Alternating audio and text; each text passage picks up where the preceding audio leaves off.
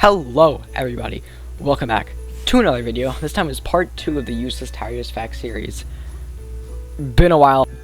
I stated in part 1, this is heavily inspired by PJiggles' Useless Smash Fact series. I highly recommend watching it if you're a fan of Super Smash Bros. Ultimate. It's a very good series. I watched literally every episode.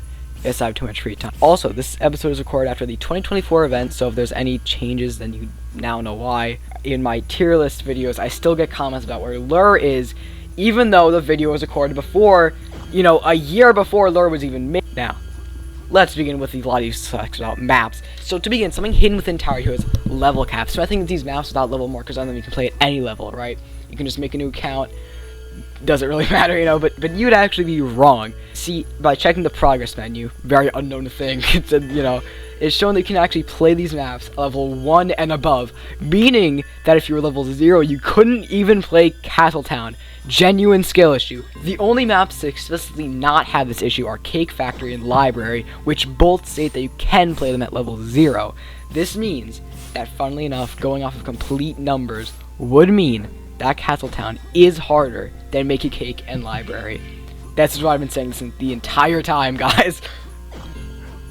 While on the progress menu, you might realize that Chaos Kingdom, unlike any other map, doesn't say it can give mods, which is true, as you cannot get mods on Chaos Kingdom. Probably due to, gesture boosts, that'd be too complicated with maps and stuff like that, would they include it, would they not? Like, Ringmaster's with the boss, but, Hero Boost is, with the actual Chaos Kingdom map itself, so I could see why. And there's also, there's no, other bosses, because it's just casual bosses for easy and medium, right? So, Now, another fact is that Corporate Chaos, on its very old map before the redesign, used to have blimps flying around, which are not present in the remake. Honestly, I feel like they should have just kept them, or just revamped them as well. I mean, it's kind of sad to see them get deleted, Moving away from maps themselves, but still on the same topic, is level skulls. They are supposed to represent how map hard is, but might be the most unreliable source of how difficult a map is. Literally everyone always makes fun of it all the time. There's so much stuff I could do in this. Literally, every map has an issue with skulls. Literally every map, I swear. For example, Pumpkin Paranoia, a map by some considered to be harder than Bleak Barrens, is 4 out of 5 skulls on challenge.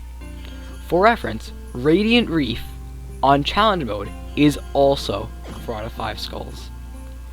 And in case you do not know, is one of the easiest maps in the entire game. Usually, casual mode brings down skulls on a map, such as on Pumpkin Paranoia, it brings down to 3 out of 5 skulls instead of 4 out of 5 skulls. But on Radiant Reef, it brings it up to 5 out of 5 skulls. I don't even know, man. Anyways, now let's just go to straight facts with no real category here. Glow, the legendary skin from the Material Crate, for some reason plays a song. It's not even listed on the wiki as a song, because it's just so completely unrelated. Who would ever figure this out? Anyways, here's a 3-second snippet from the song. It is so weird. It's copyrighted, so I can't play it any longer than that. Here it is.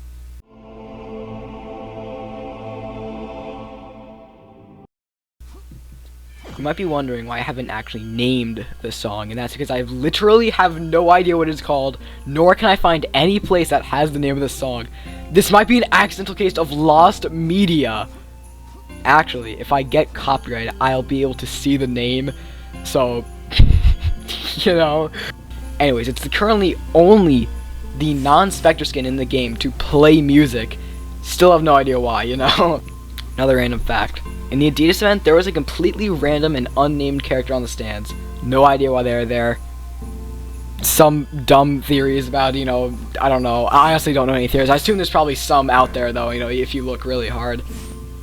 Anyways, though this series is already kind of inspired by, PJiggles, another thing that he did that I, stole, was inspired by, was this post he would do, asking his viewers to find out something about an image, usually something like a riddle or, a puzzle of some sort. I did this last episode, and it continued this episode by posting this community post a little bit ago, showing these 8 heroes and saying that there was something special about these heroes that had nothing to do with these stats. Pause now if you try to figure it out, but you'll probably need to use the wiki. Surprisingly, even with this difficult of a puzzle, someone got it in mere minutes after the post was made. Shoutouts to, oh man, I want to say Sawsome. Shoutouts to them, Sawsome at Sawsome, for getting correctly first, with the answer being that each hero has had skins made specifically for them, which were eventually changed or removed. Other people got it as well, but it was Sawsome who got it first, so congrats. In case you do not know, here's a quick list. So, Bite had the host changed. Wizard's Lonely and Evil skins were originally changed. Voka had the Cheerleader skin, originally as a made skin. Anyways, Spec had Shadow Puppet changed. Jester had the Lad changed. So, you know, kind of very sad for my Jello fans out there. You know, honestly, I don't know what's better. I never actually had the old Lad skin, but you know, I think this new one looks pretty good as well. My Take also had a made skin. Scientist Pilot skin was originally 02. I feel like it's pretty commonly known. I think people, you know, already kind of know that, but you know, whatever. And Lemonade Cat's Evil Cat and Pastel Cat were originally different. A quick bonus fact, by the way, for some reason, Pastel Cat seems to be one of the most gotten legendaries in the entire game. You could ask literally everybody, anybody who plays Tower Heroes, you know, who, you know, has opened the crate. I forgot which crate it's in, but, you can ask them and they will say that they have the skin. For some reason, it's just unrealistic, like, amounts of how much quantities. What am I even saying? There is so much people have the skin. It is completely insane. Like, there's no other skin like this. Anyways, some people said other semi-correct answers, such as them all having heroic skins, but that answers, you know, the answers like that are not limited to only them. Like how in the heroic case, Branch also has a heroic skin, being Rain, but is not shown in the photo. So next time, I'll include that. That's only on these heroes, so that one's on my bad. This also, you know, also did it in the first video as well. But the answer was specified to them was the skin answer. So, yeah. So anyway, that will be all for today. Thank you all for watching. Subscribe if you want to. I do not really care, you know.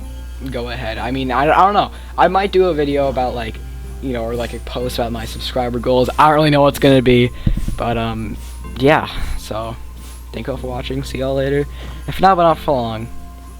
Toodles.